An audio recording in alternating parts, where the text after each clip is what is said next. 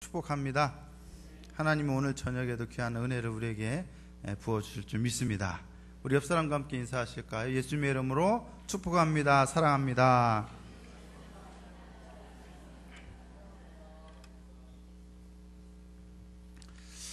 오늘 금요기도에 이 저녁 설교를 준비하면서 개인적으로 참 많이 고민을 했습니다. 본문이 누가복음 17장 20절에서 37절인데 오늘 좀 본문을 설교하면서 좀 여러분들이 평상시에 익히 알아왔고 또 주로 들어왔던 어떤 그런 내용과는 좀 다른 방향으로 설교를 좀 해야 할 것 같습니다. 그러다 보니까 조금 이해를 달리 해야만 하는 부분이 있어서 설명도 길어질 것 같고 또 내용도 좀 더 어려워질 것도 같아가지고 이 본문을 설교해야 하나 말아야 하나 설교를 준비하면서 여러 번 고민을 했습니다. 할까 말까 하다가 그래도 막판까지 해야겠다라고 하는 생각이 들어서 말씀을 준비했습니다. 혹 들으시다가 전혀 이해가 안 된다, 잘 모르겠다, 무슨 소리인지 모르겠다 하시더라도 하나님께서 성령을 통하여 어떠한 방식으로든 감동을 주실 것을 기대하시면서 끝까지 한번 경청해 주시면 감사하겠습니다. 하나님의 나라가 어느 때에 임하나이까? 바리새인들이 예수님께 물었습니다. 무엇을 물었다고요? 하나님의 나라가 어느 때에 임하나이까? 좋은 질문이죠. 예. 바리새인들은 누구보다도 하나님의 나라의 때를 기다리던 사람들이었습니다. 그런데 어느 날부터 예수라고 하는 한 인물이, 젊은 사람이 나타나서 무엇을 선포하고 다녔어요? 하나님 나라를 선포하고 다녔어요. 그런데 이 하나님 나라를 선포한 것을 넘어서 또 뭐라고 선포했냐면, 더 구체적으로는 하나님의 나라가 임하고 있다고. 하나님의 나라가 임하고 있다는 얘기는 달리 말하면 뭐죠? 하나님의 나라가 가까이 왔다고. 좀 더 실제적인 구체적인 내용으로 말하자면 그것도 아주 너희의 가까이에 왔다라고 선포를 하고 있어요. 그러니까 바리새인들은 하나님 나라가 오기를 간절히 기대하고 있었는데, 기다리고 있었는데, 예수님은 나타나셔서 하나님 나라 선포하는데 더군다나 뭐라고요? 하나님 나라가 그렇게 기다리던 하나님 나라였는데 그 하나님 나라가 어디에? 아주 가까이에 와 있다고 선포를 했다라는 거예요. 사실 예수님을 있는 그대로 받아들이지도 않았고 또 믿지도 않았지만 때때로 예수님의 가르침과 사역에 혹시 이게 진짜가 아닐까, 사실이 아닐까 하는 마음을 갖는 바리새인들도 없지는 않았습니다. 또 어떤 바리새인들 중에는 정말 저 말이 사실일까 아닐까, 저 믿어도 되는 걸까 하는 심정으로 예수님을 시험해 보고 싶어하는 사람들도 있었습니다. 혹시나 이러저러한 어떤 이유로든지 예수님이 진리를 말해줄까 하는 기대를 가졌던, 아니면 예수님을 시험해 보고 싶은 마음이었던 간에 어느 때에 하나님의 나라가 임할지 바리새인들이 예수님께 질문을 한 겁니다. 어차피 믿져야 본전이죠. 그런데 예수님의 대답은 전혀 다른 이야기였습니다. 질문의 내용은 어느 때에 하나님의 나라가 임하나이까? 라고 물었는데 예수님은 뭐라고 대답을 하세요? 하나님의 나라는 볼 수 있게 임하는 것이 아니라고 답변을 하셔요. 어느 때 임합니까? 그럼 언제 어느 때쯤 임할 거야? 라고 말씀하셔야 하는데 전혀 다른 이야기죠. 하나님의 나라는 볼 수 있게 임하는 게 아니야. 이런 걸 가르쳐서 우리가 보통 동문서답이라고 하죠. 항상 예수님은 동문서답과 같은 그런 대답을 많이 하시는 것처럼 보여요. 좀 생뚱맞지 않습니까? 왜 예수님은 이렇게 대답을 하셨을까요? 하나님의 나라가 오는 것을 볼 수 있다고 바리새인들이 혹 생각해 왔던 것 때문일까요? 그러면 하나님 나라가 오는 것을 보는 것과 하나님 나라가 언제 임하는가, 하나님 나라의 때는 과연 무슨 상관이 있는 걸까요? 여기서 볼 수 있게라고 하는 말은, 용어는 본래 의사가 환자를 진찰한다고 할 때 진찰하다, 그리고 하늘의 별들을 관찰한다고 할 때 관찰하다 라고 하는 말을 할 때 사용하는 말입니다. 진찰하거나 관찰한다. 예의주시에서 본다는 얘기예요. 의사는 환자를 진찰해서 무엇을 알아요? 병의 결과를 알아내요. 그리고 점성술가, 하늘의 별들을 보는 사람들은 점성술가죠. 이 점성술가들은 하늘의 별들을 관찰해가지고 무엇을 예상해요? 미래의 예언을 예상해요. 미래를 예언해요. 그렇다면 하나님 나라가 볼 수 있게 임하는 것이 아니라고 하는 바리새인들의 말은 결국 하나님의 나라가 도래하리라는 것에 대한 표적을 바리새인들이 아무리 찾는다 하더라도 결코 하나님의 나라가 임하는 것을 볼 수 없을 거라고 하는 말입니다. 무엇을 보고 있었다고요? 하나님의 나라가 올 것을 기대하면서 하나님 나라가 오리라는 것을 예견해주는 무엇을 보고 있었다고요? 표적을 보고 있었다고요.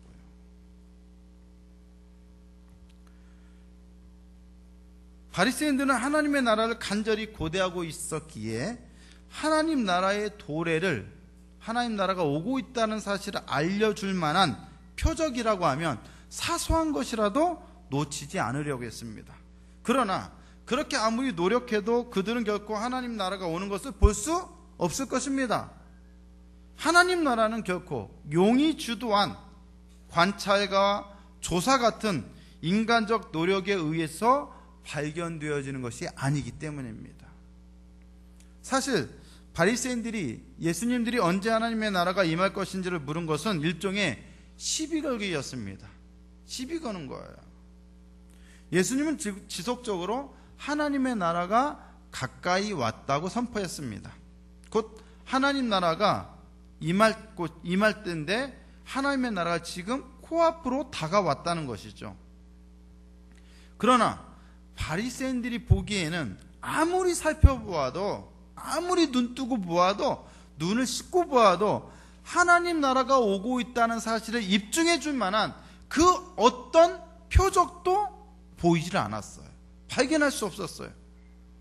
정말 하나님 나라의 때가 왔다면 그들 눈에도 그것을 알려줄 만한 표적이 보여야 하는데 전혀 보이지 않았다는 겁니다. 표적도 안 보이는데, 어떠한 표적도 없는데 하나님의 나라가 왔다고 하니까 바리새인들로서는 정말 답답하기 그지없는 거예요. 그리고 어처구니가 없는 거예요. 표적도 보이지 않는데 하나님의 나라가 왔다고? 임했다고? 이런 새빨간 거짓말쟁이. 그럼 도대체 언제 하나님 나라가 임한다는 거야? 표적도 안 보이는데 하나님의 나라가 왔다니 언제 임한다는 거야? 바리새인들이 무엇을 생각하고 또 무엇을 기대하고 있었는지를 누구보다도 잘 알고 계셨던 예수님은 그들의 질문 자체가 상당히 잘못되었음을 우회적으로 지적하십니다. 너희들은 표적을 통해서 하나님 나라의 때를 알려고 하지만 하나님의 나라가 오는 것은 너희들이 원하는 표적을 통해 볼 수 있는 것이 아니라는 거예요. 그러면 그들이 원하던 표적, 즉 하나님 나라의 도래를 알려준다고 믿었던 표적은 과연 무엇이었을까요? 예수님 당시에 유대인들이 고대하던 하나님 나라는 오늘 우리가 생각하는 하나님 나라와는 상당히 다릅니다. 여러분들은 하나님 나라가 뭐라고 생각하십니까? 아니, 하나님 나라는 어디에 있어요? 내 마음속에. 그리고 또 어디에?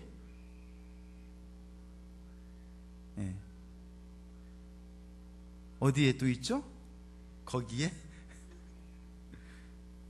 유대인들이 고대하던 하나님의 나라는 바로 좀 쉽게 간략하게 말하자면 로마 제국으로부터 해방되는 것을 의미했습니다. 이해하시겠죠? 로마 제국으로부터 해방되는 것. 하나님 나라라고 하는 말은 하나님의 통치를 의미해요. 통치, 하나님의 통치. 그것은 바로 하나님께서 다스리신다라고 하는 것을 의미합니다. 더 쉽게 말하면, 쉬운 말이 될지 모르겠습니다만, 하나님께서 왕이 되신다라는 거. 우리의 왕은 누구라는 거예요? 하나님. 하나님의 나라는 다른 말로 하면 우리의 왕은 하나님이시다. 하나님이 우리의 왕이시다라고 하는 말이에요. 이사야 52장 7절 한번 같이 PPT를 통해서 한번 보겠습니다. 같이 한번 읽어보실까요? 시작. 좋은 소식을 전하며 평화를 공포하며 복된 좋은 소식을 가져오며 구원을 공포하며 시온을 향하여 이르기를 내 하나님이 통치하신다 하는 자의 산을 넘는 발이 어찌 그리 아름다운가. 자, 여기서 주의해야 할 말씀은 바로 내 하나님이 뭐 하신다? 통치하신다라는 말입니다. 내 하나님이 통치하신다. 그럼 통치는 누가 하는 거예요? 왕이 하는 거잖아요. 그러니까 내 하나님이 통치하신다라고 하는 말은 하나님이 왕이시다라고 하는 말이에요. 그런데 여러분 생각해 보세요. 이사야입니다. 당시 그들을 지배하던 왕은 누구였습니까? 당시 이 상황에서 그들을 지배하던 왕은 누구였을까요? 바로 바벨론 왕이었습니다. 왜요? 그들이 바벨론에게 멸망당했거든요. 사로잡혔거든요. 이해되시죠? 네. 그런데 이제 더 이상 그들의 왕은 바벨론 왕이 아니라 누구라는 거예요? 하나님이라는 거예요. 하나님께서 그들을 통치하신다는 거예요. 무엇을 의미합니까? 무엇을 말하는 겁니까? 그들이 바벨론으로부터 어떻게 되었다는 거예요? 해방되었다는 거예요. 이해되세요? 그래서 바벨론으로부터 해방된 것을 하나님이 왕이 되신다는 것고 얘기를 하는 겁니다. 하나님이 통치하신다라고 얘기하는 거예요. 달리 말하면 그게 그들이 원했던, 기대했던 하나님의 나라라는 거예요. 그래서 그 소식, 내 하나님이 통치하신다라고 전하는 그 사람의 그 소식은 복된 좋은 소식이라는 거예요. 여기서 복음이란 말이 유래가 된 거예요. 이사야 선지자 시대로부터 유대인들에게 하나님의 통치, 하나님의 왕 되심은 그들을 억압하던 세력들로부터 해방되는 것을 의미했어요. 이사야 선지자 시절에 그들이 해방되어야 했던 대상은 어디였습니까? 바벨론이었습니다.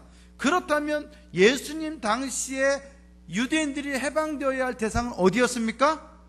로마였죠. 로마 제국이었죠.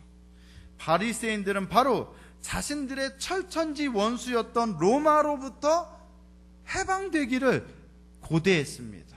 간절히 원했습니다. 그들이 고대했던 하나님의 나라는 바로 그러한 해방, 즉 로마로부터의 독립을 의미했습니다. 이러한 해방을 원했던 유대인들은 군사적인 무력을 동원해서라도, 그러니까 군사적인 전쟁을 동원해서라도 로마로부터 독립하고자 했습니다. 로마로부터의 해방, 즉 하나님 나라가 임하는 것, 하나님의 나라의 도래를 위해서라면 무력은 얼마든지 정당화될 수 있다고 믿었어요. 그러한 인식 때문에 예수님이 역사에 등장하시기 한 세기 전부터 지속적으로 자신이 하나님 나라를 도래케 할 자, 즉 메시아, 구원자라고 자처하는 많은 유대 혁명가들이 곳곳에서 일어났습니다. 그들은 유대인들의 민족주의적 열망, 어떤 열망이죠? 해방되기를 원하는, 독립하고자 하는 그런 민족주의적 열망에 불을 지펴가지고 로마로부터 해방을 쟁취하고자 했습니다. 그러나 그러한 불들은 잠시 잠깐 확 타오르다가 이내 곧 꺼져버리기 일쑤였어요. 누구도 로마로부터 독립을, 해방을 이루지 못했어요. 야, 일어나자, 싸우자, 독립을 위해서 싸우자 나가긴 했지만 다 어떻게 해요? 백전백패예요. 싸우면 싸울수록 완전히 처참하게 깨지는 거예요. 누구도 진정한 해방, 하나님 나라의 도래를 성취하지 못했습니다. 그러나 그러한 유대인들의 민족적인 열망은 그럼에도 불구하고 예수님 시대에도 여전했어요. 언젠가 로마로부터 해방돼야지. 하나님 나라가 임하는 것을 봐야지. 바리새인들이 기대했던 표적이란 바로 그러한 군사적이고 민족적이고 혁명적인 무장 봉기를 의미했습니다. 그러한 무력이 아니고서는 도저히 로마로부터 해방될 길이 없다고 믿었기 때문입니다. 그들이 기다리던 메시아는 그러한 군사적인 혁명을 이끌 군사적, 정치적 카리스마의 지도자였습니다. 그러나 아무리 보아도 그들이 보기에 예수님을 보니까 그들이 보기에 예수님은 영 아니에요. 군사적인 지도자로 볼 수도 없고 정치적인 지도자로 볼 수도 없어요. 영 아닌 거예요. 그들이 보기에 예수님은 많은 사람들이 메시아라고 떠들어대기는 하지만 괜히 로마와 제대로 한번 붙어보지도 못하고 메시아라고 떠들어댔다가 오히려 뭐예요? 반역을 일삼는다, 로마에 저항한다라고 하는 그러한 의심만 받아서 많은 다른 유대인들에게 피해만 안겨줄 인물로 보였습니다. 예수님은 군사적, 정치적 카리스마 완전히 꽝이었어요. 제로였어요. 아무런 카리스마도 없어요. 더구나 예수는 나사렛에서 올라온 촌놈에 불과했고 추종자라고 해봐야 뭐 무기를 들고 싸울 수 있는 그런 사람들은 고사하고 고작 세리, 죄인, 창기들 이런 사람들이 추종자예요. 그런 사람들 데리고 어디 가서 싸워요? 더군다나 당대 최고의 군사력을 자랑하는 로마와 어떻게 싸웁니까? 말도 안 되죠. 자신들이 바리새인들이 고대했던 메시아라고 하기에는 뭐 하나 제대로 갖춘 것이 하나도 없었습니다. 그들은 속으로 비웃습니다. 네가 말하는 하나님 나라는 도대체 어떻게 언제 온다는 거야? 그러나 예수님은 군사적, 민족적, 혁명적인 무장 봉기로는 결코 무장 봉기 이런 것들은 결코 하나님 나라의 표적이 될 수 없다고 선언하십니다. 하나님의 나라는 결코 그들이 보기 원했던 그러한 표적을 통해 볼 수 있는 것이 아니라는 겁니다. 지난 한 세기 동안 많은 사람들이 자신이야말로 로마로부터 유대를 해방시켜 하나님의 나라를 도래케 할 메시아라고 떠들어댔지만 결국 다 어떻게 되었습니까? 모두 실패하고 말았습니다. 누가복음 19장 23절을 보겠습니다. 같이 한번 읽어볼까요? 시작. 사람이 너희에게 말하되 보라 저기 있다, 보라 여기 있다 하리라. 그러나 너희는 가지도 말고 따르지도 말라. 뭐라고 사람들이 말한다고요? 보라 저기 있다, 보라 여기 있다. 많은 사람들이 그렇게 일어났지만 결코 그들을 따르지 말아야 한다는 거야. 내가 메시아다, 내가 로마로부터 해방시켜줄 거야, 내가 메시아라. 그래서 사람들이 야 봐라 메시아다, 봐라 저게 메시아다. 많은 사람들이 여기 있다 저기 있다 하지만 그들을 따르지 말라라는 거예요. 하나님의 나라는 결코 그런 식으로 도래하는 것이 아니기 때문입니다. 하나님의 나라는 그러한 폭력적인 혁명을 통해서가 아니라 인자의 고난을 통해 임한다는 겁니다. 누가복음 17장 25절입니다. 같이 한번 읽겠습니다. 시작. 그러나 그가 먼저 많은 고난을 받으며 이 세대에게 버림받아야 할지니라. 무장 봉기, 혁명이 아니라 전쟁이나 무력을 통해서가 아니라 뭐를 통해서요? 고난을 통해서. 누구도 예상하지 못했던 바로 그러한 방법으로 하나님의 나라가 임하게 된다는 것입니다. 그러한 하나님의 나라의 도래는 마치 번개가 예고도 없이 느닷없이 치듯이 누구도 예상하지 못한 때에 느닷없이 임하게 될 것입니다. 누가복음 17장 24절입니다. 같이 읽겠습니다. 시작. 번개가 하늘 아래 이쪽에서 번쩍이어 하늘 아래 저쪽까지 비침같이 인자도 자기 날에 그러하리라. 이것을 믿지 못하면 결국 어떻게 됩니까? 이런 식으로 하나님 나라가 임한다라고 말씀하시는데 이것을 믿지 못하면 어떻게 되느냐? 노아 때의 홍수처럼, 소돔과 고모라의 멸망 때처럼 불현듯 임하는 심판으로 인해서 멸망하게 된다는 겁니다.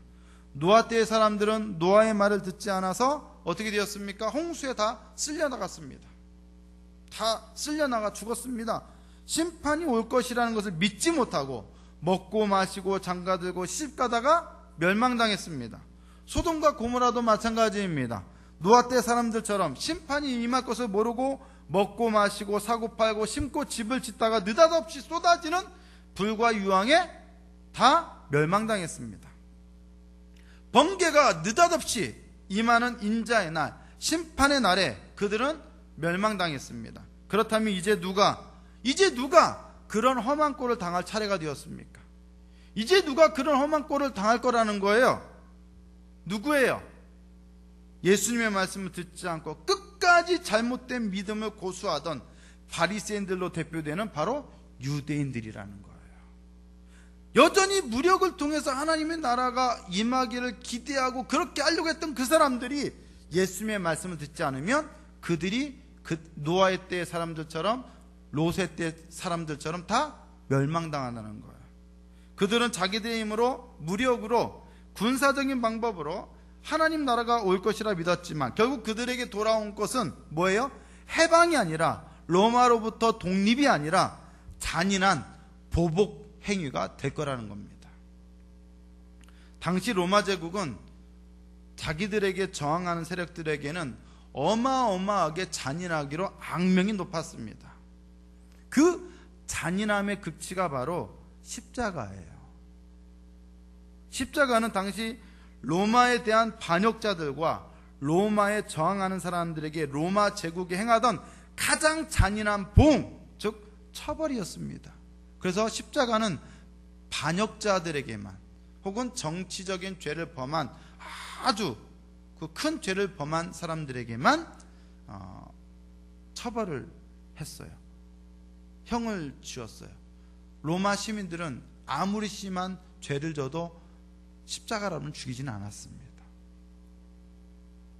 로마에 대적하는 바로 다른 나라 사람들, 노예들, 이런 사람들만 십자가로 죽였어요.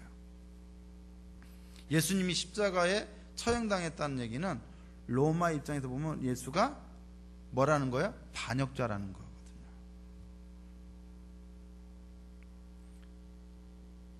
유대인들도 끝까지 자신들의 민족적인 열망에 따른 길로 가기를 고집한다면, 즉 무력을 통해서 로마로부터 해방되기를 원해서 자꾸 그러한 길로 간다고 고집하면 결국 어떤 꼴을 당하느냐? 로마 제국으로부터 이와 같은 잔인한 보복을 당하게 될 거라는 겁니다. 로마가 가만히 있을까요? 가만히 있지 않죠. 바로 쳐들어오죠. 그리고 예수님의 이러한 예언은 그대로 적중했습니다. 역사가 그것을 증명해 줍니다. 유대인들이 로마의 대항에 일으킨 봉기로 인해서 주 AD 66년에서 70년에 로마와 유대 사이에 로마 유대 전쟁이 발발했고 그 결과는 유대의 참혹한 멸망이었습니다. AD 70년에 예루살렘 성전은 완전히 파괴되었습니다. 로마 군대에 의해서. 예수님의 말씀을 그들이 끝까지 거부한다면 어마어마한 시련의 때가 곧 올 것입니다. 멸망의 때가 올 것입니다. 곧 로마 제국이 침공할 거라는 겁니다. 그때가 오면 살기 원한다면, 로마가 침공할 때 정말로 살려고 하면 어떻게 해야 합니까? 로마가 쳐들어올 때 살려면 어떻게 해야 돼요? 무서운 적군이 쳐들어오면 어떻게 해야 합니까? 우리 힘으로 도저히 상대할 수 없는 적군이 쳐들어오면 어떻게 해야 돼요? 일단은 어떻게 해야 돼요? 일단은 도망가야죠. 튀어야죠. 사실이죠. 내가 상대할 수 없는 어마어마한 적군이 쳐들어오면 일단은 도망가야 합니다. 누가복음 17장 30절에서 31절 한번 봅니다. 같이 한번 읽겠습니다. 시작. 인자가 나타나는 날에도 이러하리라. 그날에 만일 사람이 지붕 위에 있고 그의 세간이 그 집안에 있으면 그것을 가지러 내려가지 말 것이요 밭에 있는 자도 그와 같이 뒤로 돌이키지 말 것이니라. 무슨 말씀인지 잘 모르시겠죠? 막연하게 종말 때에 무슨 일어날 그런 일로 보통 알고 계실 텐데, 이 유대인들에게 있어서 집에 있는 지붕은 뭐예요? 편안히 쉬는 곳이에요. 오늘날 우리들로 치자면 일종의 거실이에요. 거실. 그들은 지붕 위에서 쉬어요. 지붕에서 편안하게 쉬고 있는데 갑자기 어떤 일이 벌어집니까? 갑작스럽게 무시무시한 군대가 쳐들어온다면 어떻게 해야 합니까? 갑자기 지붕에 편안하게 쉬고 있는데 지금 적군이 이 앞에 다가오고 있어요. 그러면 어떻게 해야 돼요? 일단 살려면 도망가야죠. 자, 도망가야 돼요. 그런데 갑자기 도망가려면, 야, 도망가면 막막하니까 집에 있는 살림살이 먹을거리 좀 챙겨서 가자. 그 사이에 어떻게 돼요? 적군이 집 안으로 쳐들어와요. 이미 때는 늦어요. 그러면 적군이 쳐들어오는 걸 눈에 보면 바로 어떻게 해야 돼요? 지붕에서 쉬다가도 어디로 가요? 집 안으로 들어가 살림살이를 챙겨서 도망가려 하지 말고 그대로 지붕에 내려와서 어디론지 산이든 들이든 강이든 어디를 향해서든 어떻게 해야 돼요? 급하게 도망가야 합니다. 가지러 가면 안 돼요. 이미 늦어요. 그래야 살아요. 마찬가지예요. 밭에서 일하고 있는데 지금 적군이 쳐들어오는 것을 보면 마찬가지로 어떻게 해요? 뒤도 돌아보지 말고 어떻게 해야 합니까? 도망쳐야 돼요. 잠시라도 멈칫거렸다가는 사로잡혀서 죽임을 당하게 될 것입니다. 어쩌면 적군은 사람들이 자는 한밤중에 쳐들어올 수도 있습니다. 사람들은 자다가 영문도 모른 채 적군에게 사로잡혀 납치될지도 모릅니다. 어떤 경우는 방앗간에서 맷돌을 갈다가 갑자기 들이닥친 병사에게 잡혀서 포로로 끌려갈지도 모릅니다. 누가복음 17장 34절에서 35절입니다. 같이 한번 읽어볼까요? 시작. 내가 너희에게 이르노니 그 밤에 둘이 한자리에 누워 있음에 하나는 데려감을 얻고 하나는 버려둠을 당할 것이요 두 여자가 함께 맷돌을 갈고 있음에 하나는 데려감을 얻고 하나는 버려둠을 당할 것이니라. 여기서 말하는 데려감은 우리가 일반적으로 생각하는 것처럼 하늘의 하나님 나라로 데려감을 당하는 것이 아니라 1차적인 의미는 적군에게 사로잡히는 것을 의미합니다. 누구는 사로잡힐 수 있고 누구는 가까스로 사로잡힘을 면하게 될 것입니다. 사로잡히면 죽거나 아니면 최소한 포로 신세입니다. 대부분은 죽습니다. 평화의 왕으로 오신 예수님을 거부한 대가, 평화의 길을 외쳤던 예수님의 선포를 무시한 대가는 이와 같이 실로 어마어마한 처참한 결과입니다. 엄청난 잔인한 멸망입니다. 누가복음 19장 42절에서 44절을 보겠습니다. 같이 한번 읽어보실까요? 시작. 이르시되 너도 오늘 평화에 관한 일을 알았더라면 좋을 뻔하였거니와 지금 내 눈에 숨겨졌도다. 날이 이를지라 내 원수들이 무엇을 쌓아요? 토둔을 쌓고, 토둔은 뭐예요? 흙으로 만든 그 둔덕이죠. 언덕 같은 거죠. 토둔을 쌓고 너를 둘러 사면으로 가두고 또 너와 및 그 가운데 있는 내 자식들 땅에 메어치며 돌 하나도 돌 위에 남기지 아니하리니 이는 내가 보살핌 받는 날. 여기서 보살핌 받는 날은 쉽게 말하면 심판의 날이에요. 내가 보살핌 받는 날을 알지 못함을 이남이니라 하시니라. 뭐라고요? 평화에 관한 일을 알았더라면 좋았을 텐데 그러지 못했기 때문에 너희들이 지금 뭐예요? 지금 전쟁에서 성을 포위해가지고 지금 뭐예요? 공성전 벌이고 있는 그런 장면을 얘기하는 거잖아요. 토둔을 쌓는다, 둘러 사면으로 가둔다. 다 공성전이잖아요. 성을 공략하고 있잖아요. 공격하고 있잖아요. 그 성은 어디예요? 예루살렘 성이죠. 그 이유는 평화의 길을 알지 못했기 때문에, 평화에 관한 일을 알지 못했기 때문에, 심판의 날을 알지 못했기 때문이라는 거. 예수님은 끝까지 그러한 방식으로 하나님 나라가 임하는 것이 아니라고 평화의 일에 대해서 말씀하시고 평화의 길에 대해서 말씀하셨습니다. 하나님의 나라는 그렇게 임하지 않는다고 분명히 경고하셨습니다. 그러나 예수님의 무시무시한 경고를 듣고 그들은 받아들이지 않았습니다. 믿지 못했습니다. 그리고 예수님은 지속적으로 이와 같이 그들에게 임할 운명을 자꾸 예고하시고 경고하십니다. 예수님의 무시무시한 경고를 듣고 그들은 이렇게 묻습니다. 누가복음 17장 37절입니다. 같이 한번 읽겠습니다. 시작. 그들이 대답하여 이르되 주여 어디 오니까? 이르시되 죽음 있는 곳에는 독수리가 모이느니라 하시니라. 죽음 있는 곳에 있는 것은 뭐예요? 독수리입니다.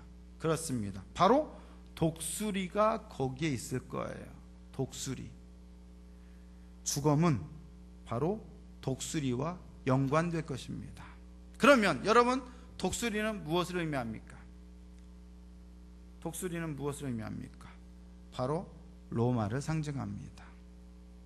독수리는 로마 제국의 황실 혹은 황제를 상징하는 기호입니다. 상징입니다. 로마 제국의 병사들은 독수리가 그려진 길을 들고 전쟁에 나갔어요. 여러분, 로마와 관련된 전쟁 영화를 보세요.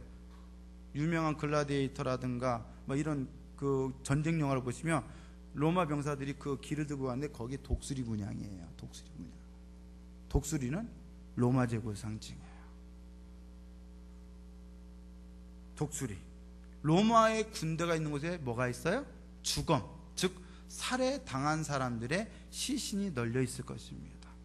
로마 제국이 오는 날 그들은 주검의 무덤들을 보게 될 것입니다. 결국 하나님 나라는 바리새인들이 기대했던 방식으로 오지 않는다는 겁니다. 로마로부터 해방될 것을 예견하는 표적을 아무리 찾아본다 한들 그것은 한낱 몽상에 지나지 않음이 곧 밝혀질 것입니다. 하나님 나라는 볼 수 있게 임하는 것이 아닙니다.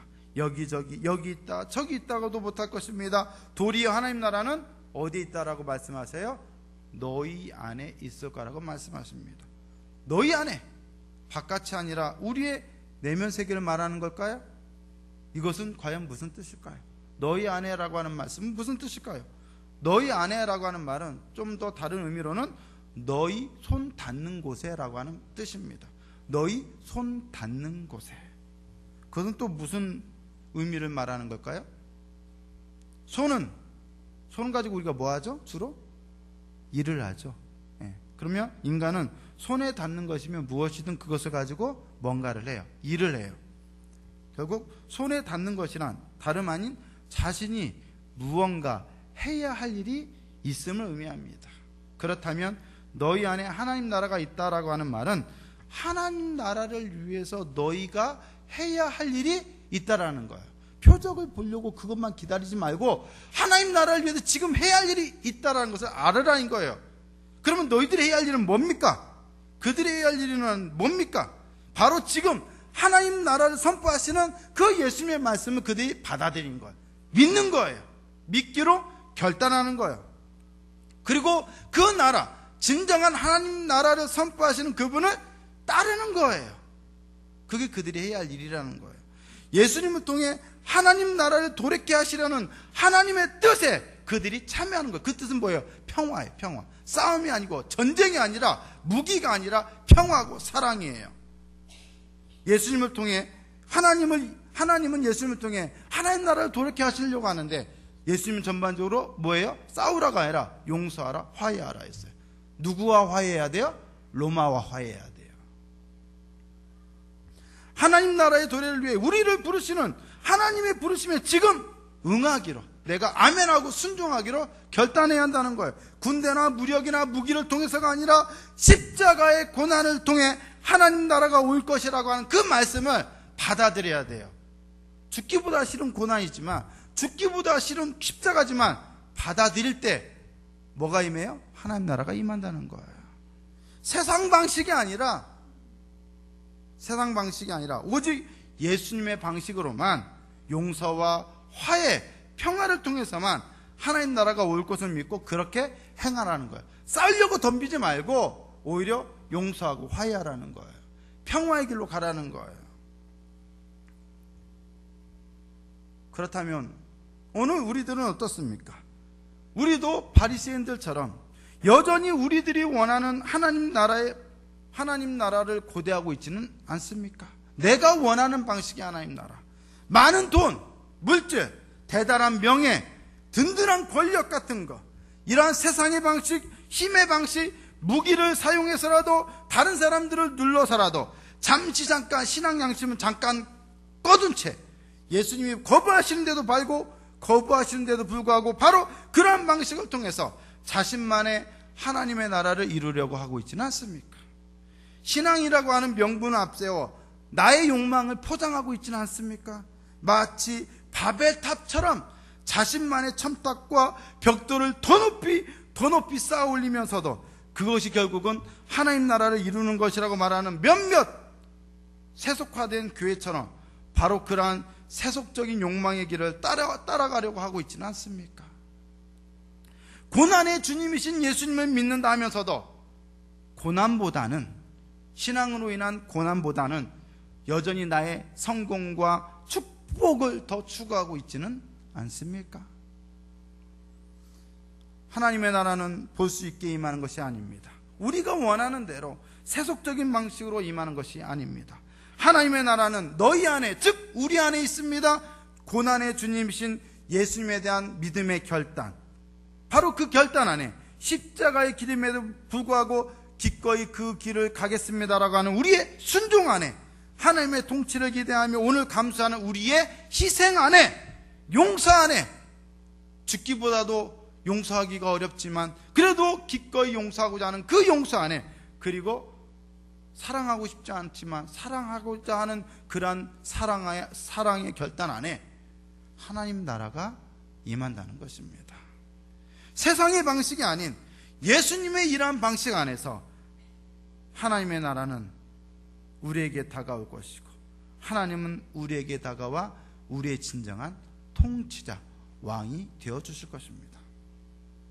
결국 하나님은 이와 같은 방식으로 하나님의 나라를 이루어 가실 것입니다. 그렇다면 오늘 우리는 어떻게 해야 합니까? 오늘 우리의 교회가, 그리고 오늘 우리들이 바로 그렇게 임하는 하나님의 나라를 경험하는, 복을 누리는 사람이 되어야 하지 않을까요? 그러한 교회가 되어야 하지 않을까요? 사랑하는 성도 여러분, 내려놔야 합니다. 우리가 신앙이라고 하는 껍데기 속에 사실은 나의 잘못된 욕망, 나의 잘못된 이기심, 나의 유의, 성공과 복을 추구하는 나의 이기심이 가려져 있음을 인정해야 합니다. 그것들로 포장했음을 인정해야 합니다.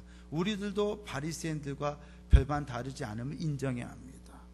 하나님의 나라는 눈에 보이게 임하지 않습니다. 우리가 원하는 방식대로 임하지 않습니다. 철저하게, 어떻게 보면 우리가 가고 싶지 않은 그러한 방식으로 임하는 것이 하나님 나라죠.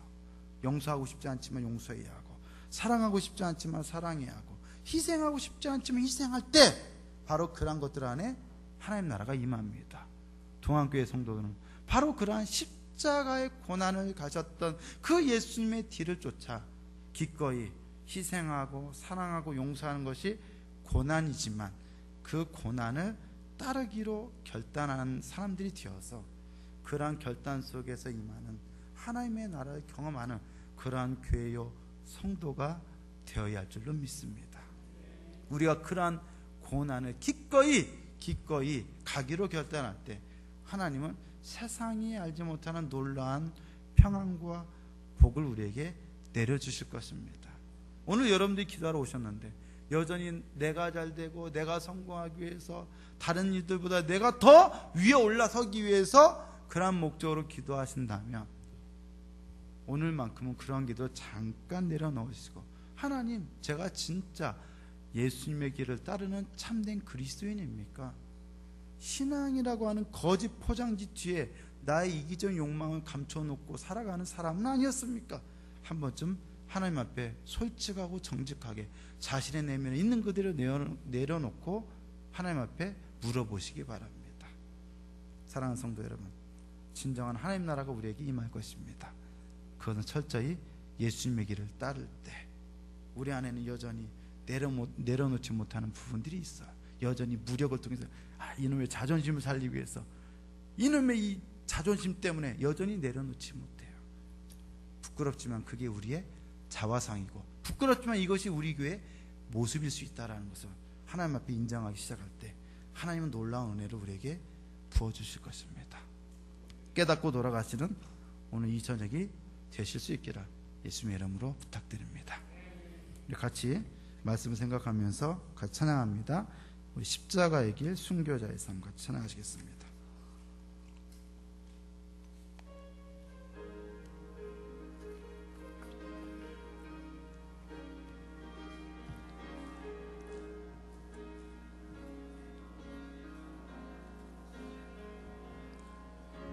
내 마음에 주를 향한 사랑이 나의 말에 주가 주신 진리로 나의 눈에 내 주의 눈물 채워주소서.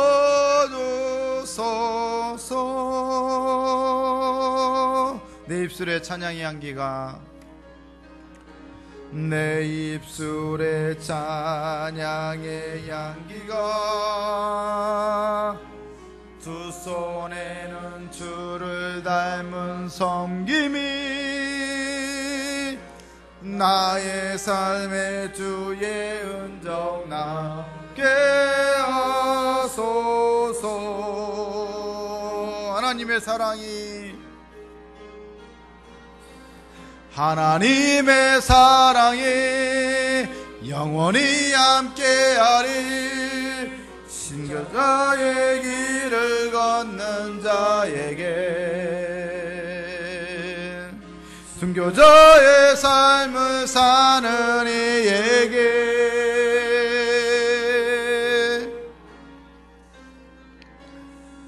조롱하는 소리와 세상 유혹 속에도 주의 순결한 신부가 되리라. 내 생명 주님께 드리리. 하나님의 사랑이 영원히 함께하리. 하나님의 사랑이 영원히 함께하리. 십자가의 길을 걷는 자에게,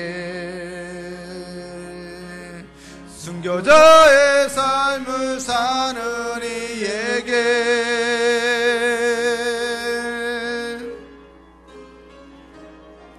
조롱하는 소리와 세상 유혹 속에도 주의 순결한 신부가 되리라. 내 생명 주님께 드리리. 내 생명 주님께 드리리. 내 생명 주님께 드리리. 이 시간에 말씀을 기억하며 말씀을 중심으로 같이 하나님 앞에 기도합니다. 예수님에 대한 믿음과 순종으로 하나님 나라에 참여할 수 있는 성도가 되게 해달라고 기도하시기 바랍니다. 세속적인 욕망을 버리고 기꺼이 고난의 길을 따르는 성도가 되게 해달라고 기도하시기 바랍니다. 희생과 사랑과 용서를 통해 하나님 나라를 경험하는 삶이 되게 해달라고 기도하시기 바랍니다. 말씀에 대한 참된 믿음과 순종과 희생을 통해 하나님 나라가 임하는 우리 동안성결교회 되게 해달라고 기도하시기 바랍니다. 여러분들이 섬기는 부서, 기관, 위원회가 세상의 방식이 아니라 하나님 나라 방식에 따라 일하는 부서, 기관, 위원회가 되게 해달라고 기도하시기 바랍니다. 바벨탑을 쌓는 교회가 아니라 섬김과